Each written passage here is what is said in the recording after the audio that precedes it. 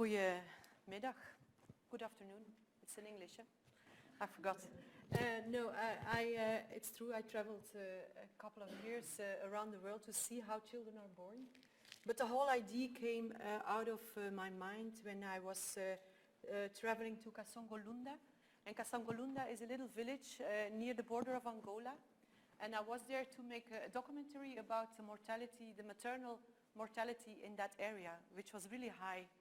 So I went for a series which calls Vrangs on Belgian television, and to figure out what is the reason of the high mortality rates that they have in that area, and child mortality as well. So I was there for the first time for a long period set in Congo. I couldn't move from the little place in Kasongolunda because there was no possibility to move. I could only wait for a little plane to pick me up and transport me back to Kinshasa. But I was stuck in a maternity in that little hospital for around eight days. I couldn't move, and for me it was really a very interesting experience, because on that moment, during those days, I realized that the few square meters that I was watching all the time, the little room where I was stuck, was an opening for the whole world. I was working as a journalist and as photographer already years, and you know, running around from one spot to the other, always try to find stories. And there I realized I didn't have to move. It was all coming together in that little room. You could really understand very well what it was to be a woman or a man when you stayed in that room. You could realize what the meaning of religion or traditions or rituals, or what it was to be a black woman or a white person, or what it was to be poor or rich. Everything was very pure and without theater, you know. It's very hard when you enter new cultures to go into the heart of a culture. It's very hard to get into the system and to understand how it works, really. And there I felt straight away, I'm in the heart. And there I got the idea, that's what I want to do in the coming time. I want to travel around the world and go from one spot to the other around the world and work really as a kind of microscope, get into the heart of those maternities and see what it is to be born in a certain place. So that there the whole idea started. And I will take you with me in a few places. I couldn't manage on 45 minutes to go to all 14 places, which I describe in the book and in the documentary series. But I take you to a few spots, and I will hop from one place to the other really fast maybe, but try to follow me. And this is Neza. I met her on the front door of the maternity, and she told me she had been walking for 7 hours to arrive in the maternity, and she was barefoot and with a little plastic bag. And she said, I need a midwife to listen to the heartbeat of my child, because I can't feel my child anymore for 2 days, and I'm really concerned how it's going with my child. And I saw there was a midwife coming, and she was listening with the plastic horn, trying to find out what was happening in the belly of the woman. And there was another midwife also intervening, and they were both listening, and I could see the way they talked with their body, that they couldn't hear anything in the belly, that there was no heartbeat.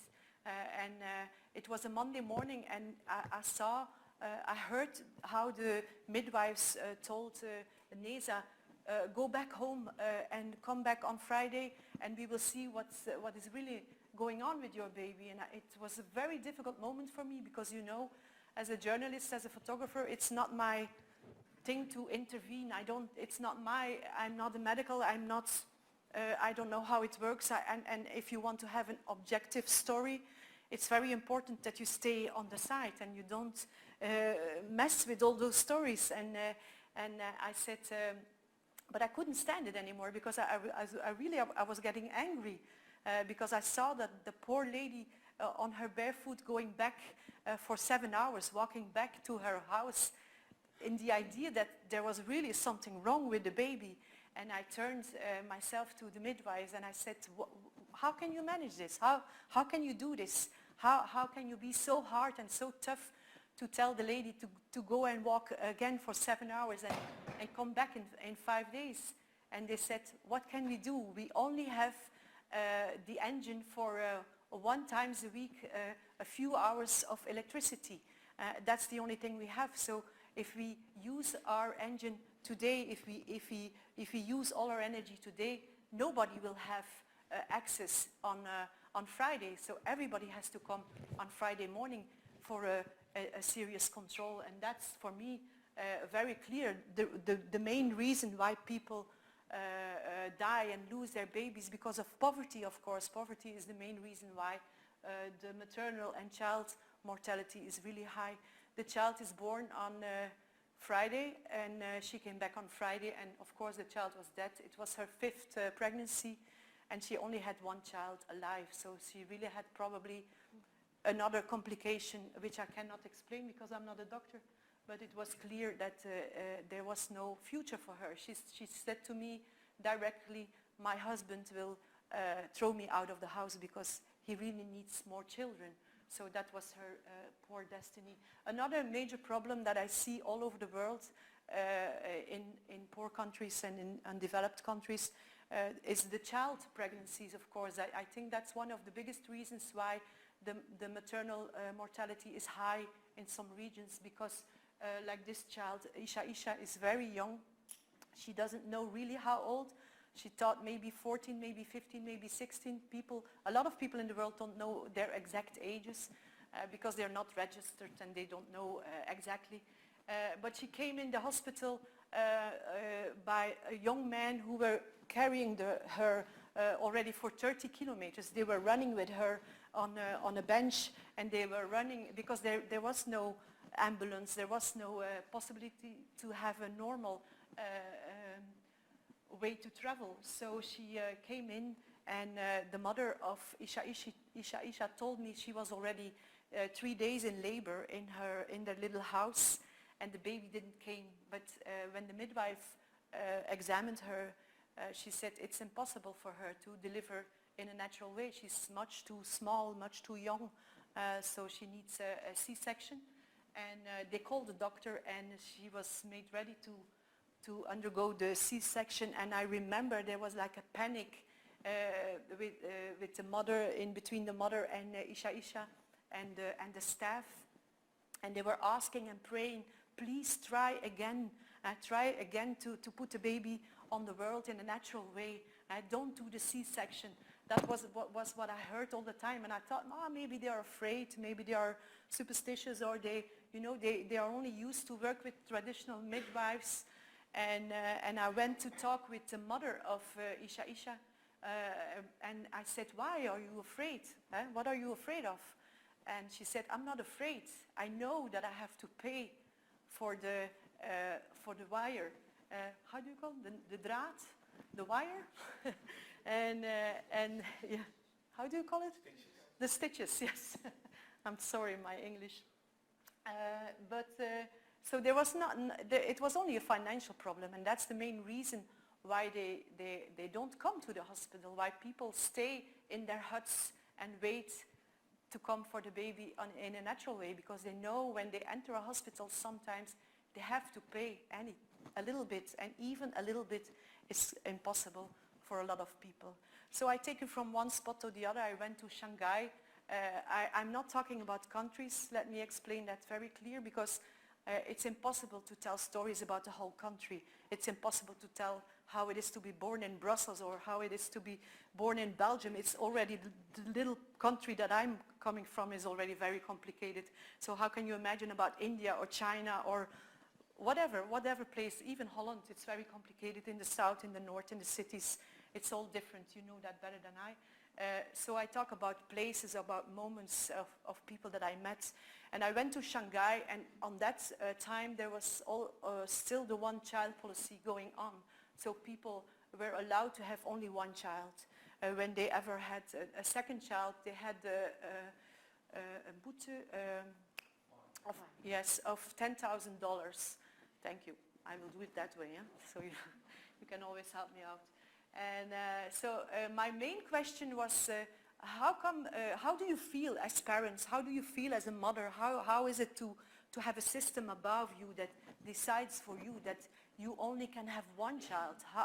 How does it matches in your mind? And is there like an aggression against that idea? And for me, it was really a surprise because I talked with a lot of young mothers giving they were giving babies and in labor in that hospital in Shanghai, and none of them said it was a bad idea to have only one child. All of them were happy with the system of the one-child policy, and that's interesting for me because I was surprised. I thought it would be, you know, very complicated for them and very,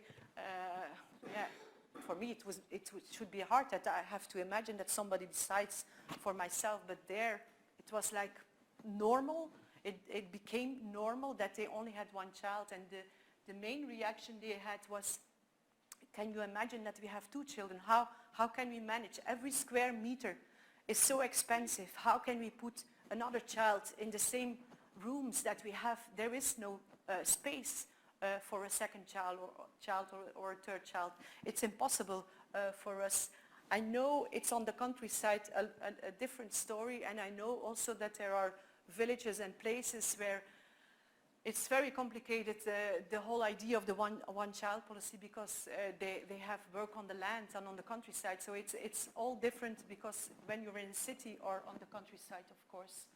So another thing that was really surprising for me for the whole idea in China is that a mother who gives labor, who has a child, she comes automatically in the warm month. Do you know that idea that you have to stay warm for a month, physically warm. You have to cover your body, stay really warm. And I asked many people, why do you do that? Why is the idea of staying warm so important? And even a lot of women, they don't wash themselves for a month. It's a very strong and long tradition, and it's very interesting to discover that every tradition has a kind of scientific reason. I believe truly that the most crazy idea or the most crazy tradition is always linked in the past to a scientific reason. And also here they explain me that ages before and even now that Chinese don't have secure, safe bathrooms, that it was really tough to get a clean bath because they have bathrooms with a lot of people together, not in their houses, cold water sometimes, not clean. And they realized already a long time ago that if you take a bath after giving labor, that you can become sick and that you can die as a mother. So they took a long time ago already the decision that it's a lot better to have a dirty mother than a dead mother. And that therefore it still exists, the tradition of not washing yourself after giving labor. So they don't eat, they don't drink, they don't do nothing. It's very weird to see how it's happening.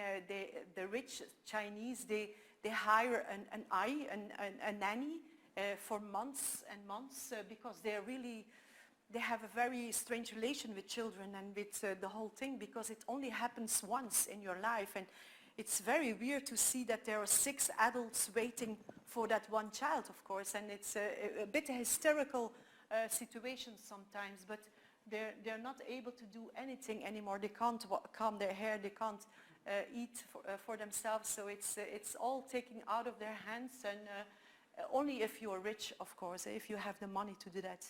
There is a lot of pressure when you only have one child, and I often say now that we in Belgium, and I think in Holland as well, that we slowly become Chinese people, because we only have 1.6 children anymore. It's nothing. Compare it to when I was born out of a family of 4. And when you are 4 or 5 or 6 children, you know, the one is good in something else, and the one is good for university, but the other one is good with his hands, and the pressure is completely different, because now we only have 1.6 children anymore. The pressure on our children is tremendous, and I think it's one of the biggest problems that we have today. because we all want to have that one beautiful, very smart child, of course, and in reality that's impossible. And you see that in China as well, in an extreme way, of course. There you have a kind of spas in the supermarkets even, where you can rent a bath and give your child a bath every week, 2 or 3 times. You put your child in a stimulating bath, and they really believe that when you do that often, you will become very, very smart. And maybe they are right. You never know. Of course, there is a lot of to talk about Chinese. Also, the moment that you are born is very important. The year that you are born is very important. If you are born on the 8th, in the 8th month, on 8 o'clock, by example, as long as there is an 8 in your number, in the moment that you are born, then you are really very a great person. I saw a midwife holding her hands between the legs and waiting and watching the clock to wait for an 8 in the time. So it really happens. I take you now to Atlanta. Atlanta in the USA. For me it was also a surprise, and I wasn't really excited to go there because I'm not so interested in that area, but I had to go because when you look at in the figures of the World Health Organization, you can see that you have the highest number of child pregnancies, unwanted child pregnancies in the developed world. You can find that in Atlanta, and I went to find out why is that, how does it come that you have so many child pregnancies, unwanted child pregnancies, because I think there's a big difference in between, of course. It's a big problem, and it's a number that grows every year.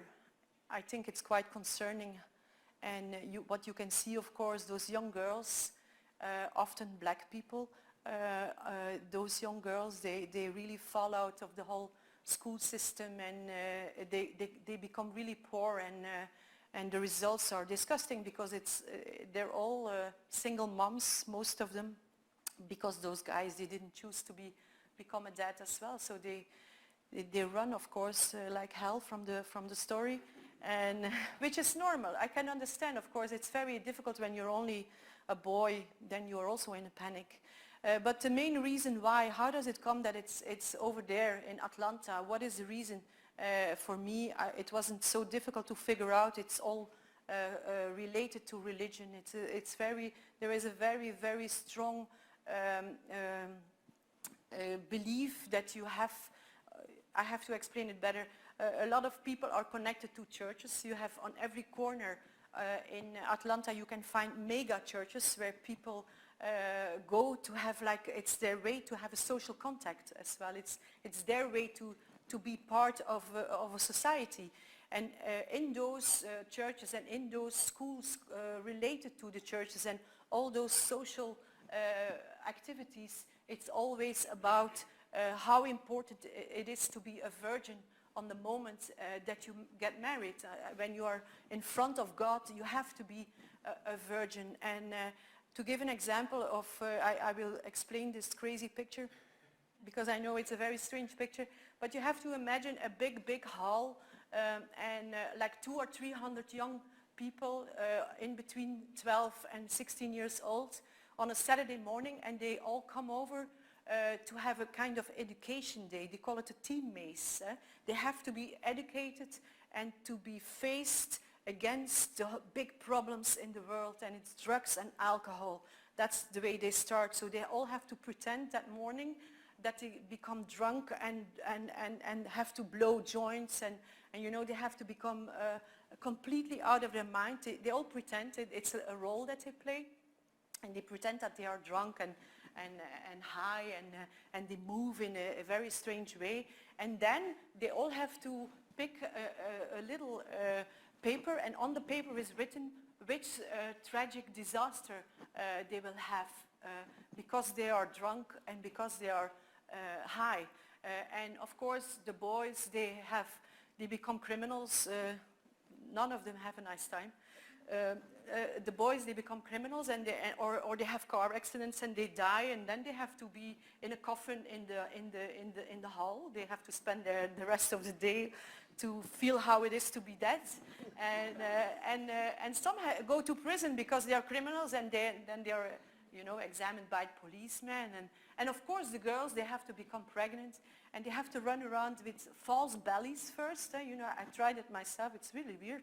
It's like a bag of sand you have to bind around your body, and then with big tits, and you have to run around for half an hour, and then that's your pregnancy, and then you have to be examined in different stages. And here you can see she is in the hospital. It's written, so it's true, and it's the hospital. And here you have she delivered, unfortunately, of twins, but they're very clean and all still packed, so it was a very easy coming. But why do I tell this stupid story? Maybe it's interesting because the woman and all the staff over there, and the firemen and the policemen, and even the undertakers, they were real. The doctors were real. They were not acting. So, and that's interesting because the people, the youngsters were acting, but those were professionals. And I went to talk with them, and I said, isn't it the right moment maybe to explain them that it would be interesting that you have to take the pill or use anticonception or have a condom in your pockets the moment that you are stoned and drunk? And they were really getting angry with me, and in discussion I said, no. We only believe in one thing. There is one thing, really, the only truth is if you don't have sex before your marriage, you're not going to be pregnant before your marriage. That's true. I couldn't say more. I said, yes, that's true. But the results, of course, the results are so, your figures, and I came with the figures of Atlanta, and they said, no. For us, it's really important. And even for the girls, because I talked with a lot of young girls, and they all said, it's so important to be a virgin. That's our biggest goal, you know. We have to be a virgin the moment that we get married. And for me, everybody can do whatever they want. If they want to be a virgin or not, I don't care. But the result, of course, is disgusting, and it's a really, it's a poverty thing as well, and it's mostly involved with black people. I went to a shelter, and a shelter when mothers are really poor, they end up on the streets, and I talked with a lot of ladies over there, and one of them really stayed in my mind.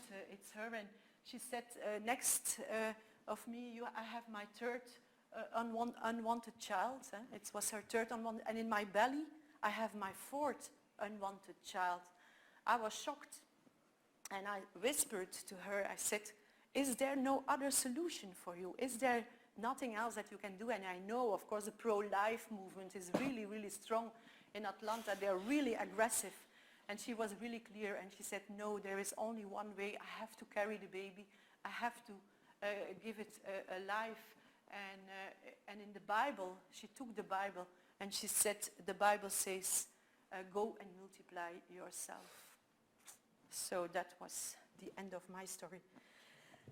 I take you to Morocco, just a little bit. I went with traditional midwives in the Atlas. It's a really nice area if you want to travel and you want to see a beautiful place in the world. You have to go to the Atlas, and I went with that traditional midwife with a child on her back from one house to the other. And I remember she was standing in a spot with a lot of children. They were all playing on the playground, and she said, every one of them here I touched for the first time. And you know, and she explained me, and a lot of midwives told me the same thing, and it's very beautiful. But she was the first to tell me. She said, the first time that you are touched, it has to be a wonderful one. It has to be a very kind one. It has to be a welcome one. It's maybe the most important one in your life. And nowadays I'm making last days. After birthday, I did wedding day, and now I'm making last days, and I realize that the last one is also very important. So I think those two moments are really important in your life. She took me to several stories, and one is this one. The child it's his day that he receives his name on the 8th date, and the woman delivered for the 9th time in her house on the carpet on a plastic mat. And she delivered the baby over there, and the moment there were two rooms, the male room and the women's room, and I was sitting, of course, with the ladies, and there was a little child coming in the room and with a pot, and everybody could write a name on a little paper and threw the name in the pot, and the smallest of the family took out a little piece of paper, gave it to his father. His father went to the barn and he took out a sheep, and the moment that he was killing the sheep in the traditional way with his head direction Mecca, he read the paper and he spoke out for the first time the name of his child. It was really a nice and beautiful moment, and it took a whole day to slaughter the sheep and make their couscous out of it. And I remember I was really hungry. By the end of the day, around 11 o'clock in the evening, the couscous was ready, but first the man had the food. So I knew my place. But during that time, during the whole day, I had to drink tea and talk with the ladies. And every woman that came in the room, they had to stand with their legs open on a smoking pot to have a really good smile all over. And, we were all painted with henna. And afterwards I discovered that it's very important that you smell good and you have this painting on your face, because when you come out of that party, everybody will ask you where did you come from? And you are like het geboortekaartje. How do you call it in English? The message, the printed message that you have a baby. It's like a card that we send to people, but the people are the message. We have to send the message all around. So everywhere you came, you had to tell where you came from and which baby was born, and everything was okay and so on. So I take you now to Cambodia, and there for the first time I realized how it was to deliver from twins if you don't know that you are pregnant from twins. I never thought about it. It was never in my mind, but that lady was really in shock. She delivered during the night of twins, and she didn't have a clue that she had twins in her belly, and I think she was instantly in postnatal depression, and it really felt like that. She was in shock, and she couldn't talk anymore. She could only say, how can I manage, how can I manage? And I realized if you don't know it beforehand that you will have a second child, I would panic myself, I think. It was very touching. There was a doctor, interesting man to see.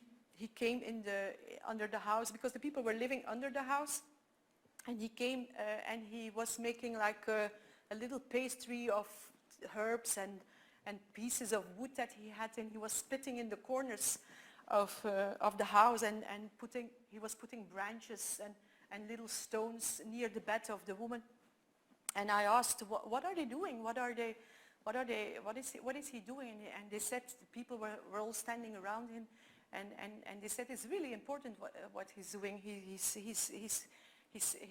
making like a security area to make sure that the dead grandparents, the people who deceased before, the grandparents and they all want to come to look at the baby. Because there are twins born, and they know now they all want to come, those dead people want to come and look at the children, and they're really afraid that it's going to happen, so they make sure that they can't enter the room doing those rituals. And I asked stupidly, what is the problem? Why can't they come and look at the babies? And they said, oh, it happens sometimes that they look at the babies, and then when the baby sees his dead grandfather, he really gets in a shock, and he never stops crying. He cries and cries and cries for months, and I said, yeah, we know that kind of babies. So here I was with the delivery of a very young girl, and it's always, a lot of people ask me, where are the males in your story? What is happening with the man? The stories of the men, and I have to be honest, I didn't meet a lot of men in delivery rooms. It's a Western story to have your husband with you in the delivery room. I remember I had to tell the story in Nairobi. I jumped to Nairobi now, in Pumwani Hospital. It's a very big hospital in the slums in Nairobi. I will get there in a minute. But I remember I was talking with those ladies. They just delivered the baby and they all come to the delivery room all by themselves, only with a bucket. And that's it. And they come in and they come out with a baby. It's very simple and tragic for me, because it's dramatic for some girls. They're only 14, 15, 16 years. They don't have an experience. So it's really tough in that room, because it's only one room, and in that room you have every day 130 children born. You have to imagine what kind of chaos it is in that one room. And but I was talking with those ladies and I was explaining what I was doing there, and I was filming and I was making those pictures, and I said to them, I travel around the world, and a story that I told 1 million times to explain who I was and etc. And they said, and how does it happen in Belgium then? How do you manage in Belgium? I said, yes, in Belgium it's really important that your husband, he has to be reachable, he has to have his cell phone close to him, and everybody will ask you if your suitcase is ready. That's something in Flanders, they always ask, is your suitcase ready? It's like, woo, your suitcase has to be ready. But the moment that you feel something, you call your husband and then you rush to the hospital. That's how I was explaining it to them, to explain how important it was that your husband comes with you. So when they said, and your husband, he's next to you when you deliver the baby, they were like in a shock. And I said, yes, he's there. And they were asking again and again and again, and what was he doing exactly on that moment? And I said, yes, but it's very important that. And I couldn't tell my story anymore. There were no words, there were no ideas. I couldn't remember anything what my husband was doing with me on that time. Because there was such a big contrast. For me it was like a shock, and I said, yeah, he was like, he was holding my hand, and I remember those ladies were laughing so loud. They were like, what a crazy idea. How can you imagine that you bring your husband to the hospital? Whoa! And they were laughing, and they said, how did your husband ever had sex with you again? That was their main question. And I said, yeah, maybe. Anyway, all different cultures, very interesting. The men, they were cooking outside. That's what I was explaining. They were cooking for the ladies. So a very young man, young father, very proud, very warm people. And he came to pick up his wife with a little, hoe heet dat nu weer al? Een tractor. Tractor? Okay. Tractor, eh? If we don't know it in English, we say it with an English accent.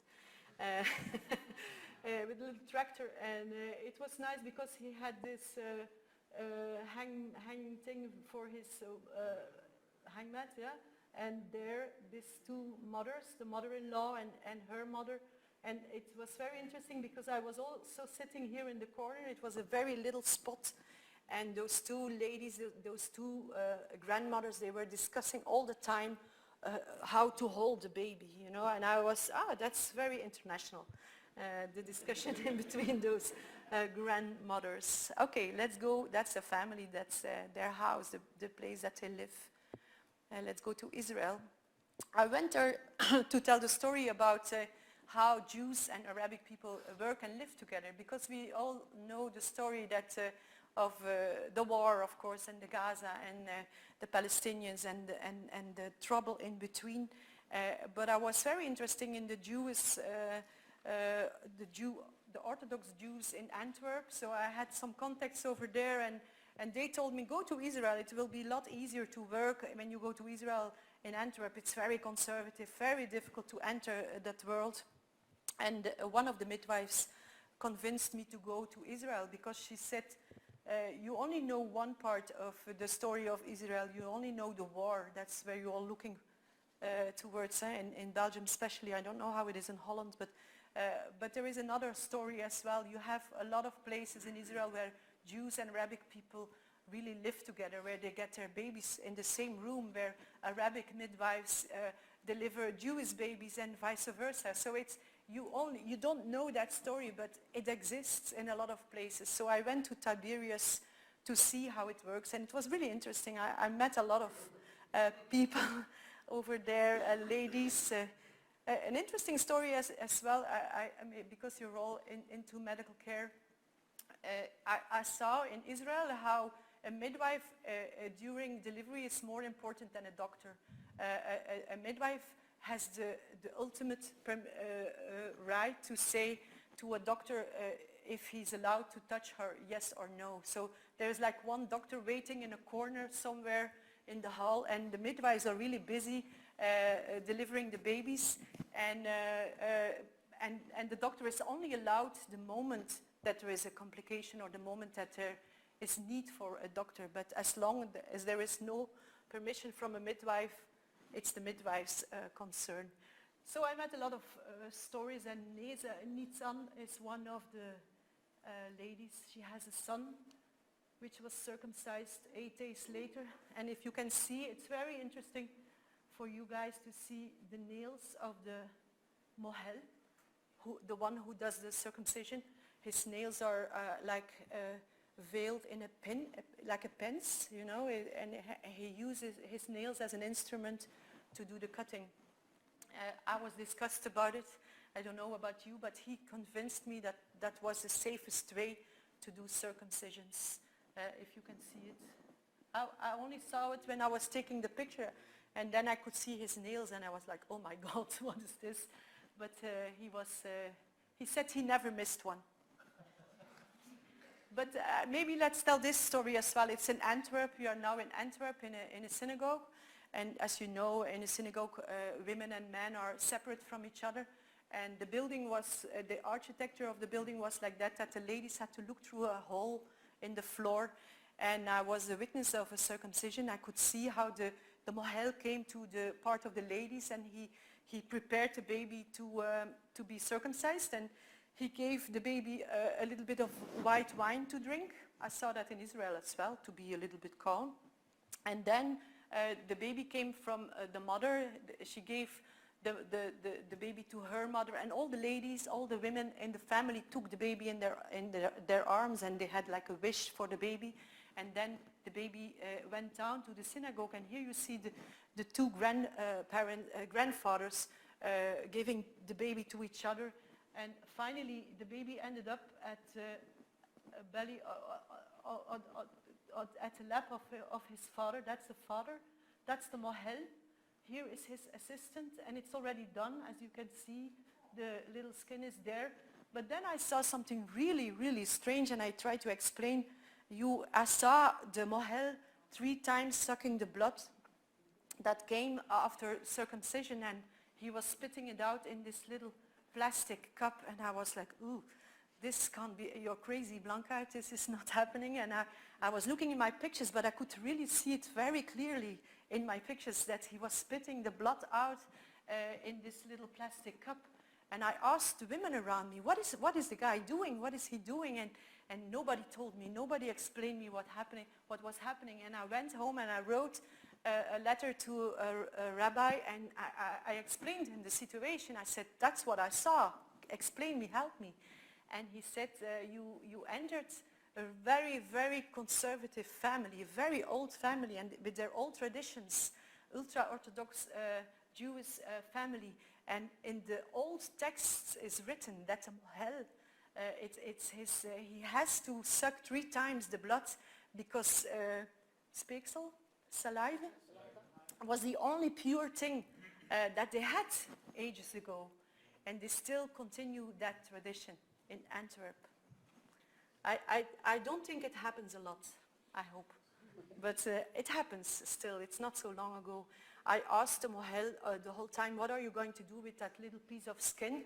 Because I thought maybe it's also a ritual in a little, I don't know, box or something. But no, he said, it's not important. It doesn't mean anything. It has to go back to nature. It's worth nothing. He said things like that. Yes, but it's still there. What are you going to do with it?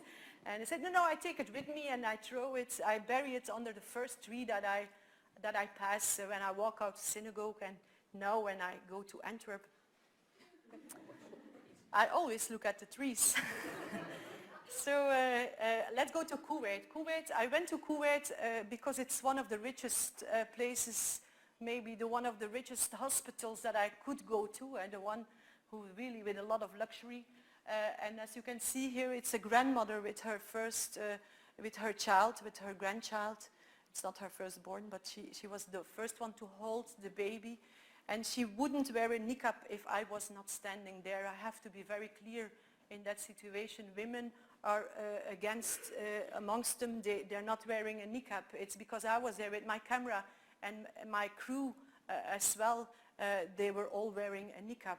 So I always think that we had a really wrong idea. When we see images of the Middle East, it's always with the niqabs, but of course in between them, amongst them, they are not wearing the niqab. Underneath is a very nice old grandmother, which you cannot see. She looks a bit like a witch, but she's very nice. The father, he had to wait outside and wait for a sign of his mother-in-law to come in, and the first thing he did was praying, saying a prayer in the ear of his child, his daughter, and then the grandmother started praying above the head, and it was really impressive. But then they were like squeezing the nose of the baby, and I couldn't understand what they were doing, and I asked, what is this thing that you do? Yes, and they were a little bit embarrassed, and they said, yeah, it's to make a long and small nose. And I think, for me, that picture, it explains everything, how it is to be born in Kuwait, in this very, very rich family, because, when you have everything, when you are so rich, you can only be concerned about how you look, of course. That's the big job that you can do. How do I look? How do I look towards the others? So that's where they're really working off. I remember I was standing in an elevator in that hospital. I show a little bit an image of, that's a hospital. That's one of the rooms that you can have in the hospital. It's a hospital for sure. Look, you can see it over there. And it's Miriam who is in the room. But I was standing in an elevator with one of the managers, a guy completely in white in the Arabic tradition. And there was a flat screen in the elevator, and they were making promotion for the mummy makeover. And I asked the manager, the mummy makeover, can you explain me what it is? And he said, yes, the mummy makeover, it's when you deliver a baby, a woman, and he was embarrassed, and it was really difficult for him to explain what it was, but he was doing it like this. He said, yes, when a lady delivers a baby, everything is a little bit moved, and we put everything back. He was doing like this. So that was the movement that he did. This one is Miriam in Kuwait, and that's Lilian in Pulwani Hospital, and that's a reality daily in that hospital, in Pulwani Hospital. I was explaining before, it's one of the largest hospitals in Africa, I think, and it's in the middle of the slums of Nairobi, and there are an average babies, 130 babies born every day in one room, maybe twice this. And they're all beds, and it's crazy, and it's noisy, and there are only 3 midwives running around like hell from one to the other, and I only saw a woman taking their babies out themselves and yelling at midwives. It was crazy, it was hell, it was very, very complicated. But I have to tell you, I was every time very much moved and touched how you have to imagine that you are in labor, and you are waiting for your baby to come, and there is a strange woman that you never met before, and she's standing next to your bed, and you say, come on, yeah, okay, I move a little bit, and we will share the beds. You have to imagine that you do that. You personally, it's impossible for us. We all get crazy and out of our minds, but there, of course, when you're born in the slums, you don't have any privacy, you don't have doors to close, you have to count, try to imagine how many doors you close before you enter your bedroom. Most of us. There's only maybe one, even not. So you're never alone, you never have privacy.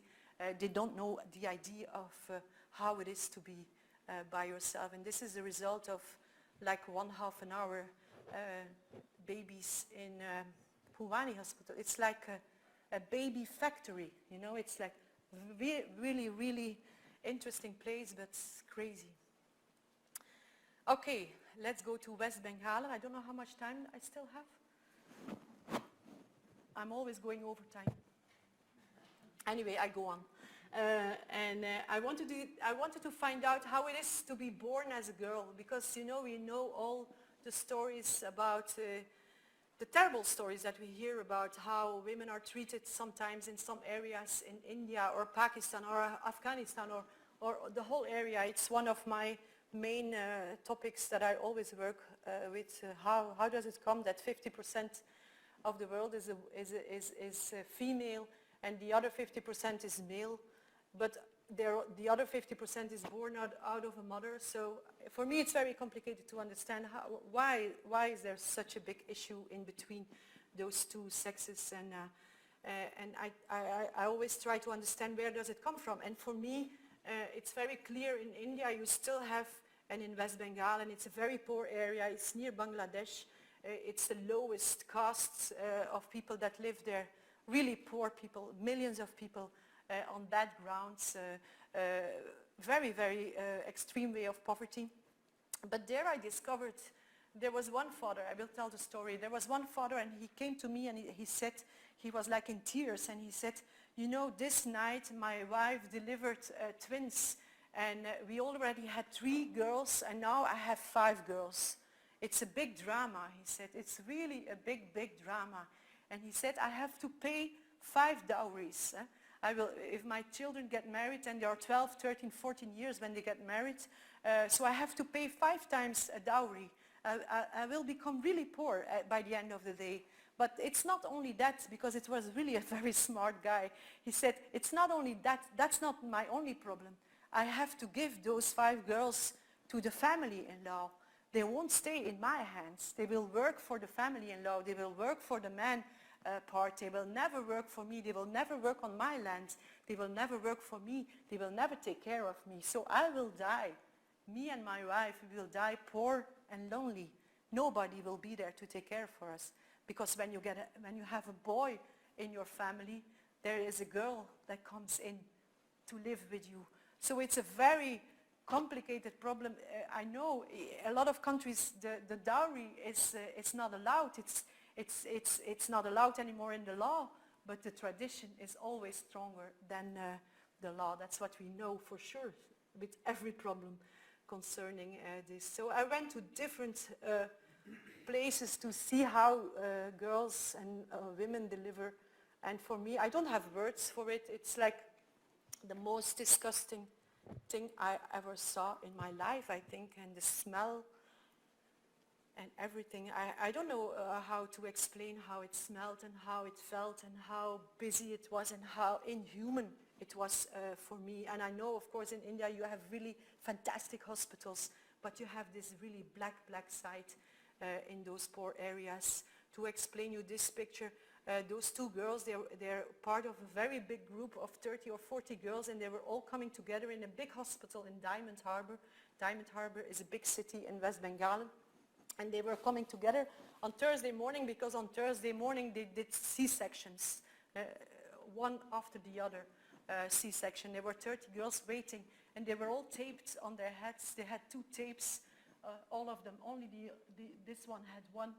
And I asked them, why do you have those labels on your head? And they said, yeah, when we deliver a baby, they put the other label on the head of our baby, so they know by the end of the day who's with who, which sounds logical, of course, if that's the only way that you can do it.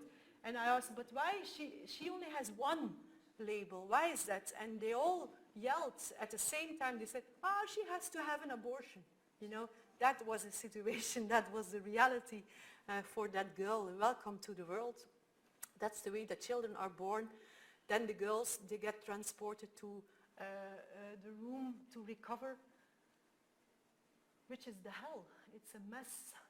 And you have all over the place cats all over. They The cats are in the beds, under the beds, they're eating the food, they're shitting, they're peeing, they're doing everything over there. And I asked a lot of times at the doctors, why do you have the cats? Why do you keep the cats? And nobody answered, but now I know it's because of the rats, of course. Rats are worse than cats. So that's the end of my story for now.